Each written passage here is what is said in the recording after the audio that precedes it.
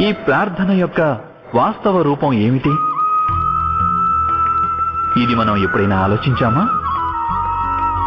ప్రార్థన అర్థం ఏమిటంటే తనకున్న అన్ని సంశయాలు, సకల చింతలు, తనకున్న సంకల్ప వికల్పాలు, తన ప్రణాళికలన్నింటినీ ఈశ్వరుని చరణాలపై ఉంచేయడం.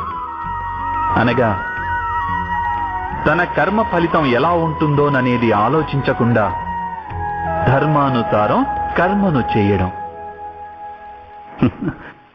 ఈశ్వరేచ్ఛను సదా తన కర్తవ్యంగా భావించడం. ఇదే కదా ప్రార్థనంటే. కానీ ఈశ్వరేచ్ఛను అర్థం చేసుకోగలగడం సంభవమేనంటారా? అదేమిటో మన కర్మ ఫలితాలను బట్టి సర్వదా ప్రకటితమవుతూనే ఉంటుంది. అయితే ఒకవేళ ఎవరైనా కర్మని త్యజించాలనుకుంటే అది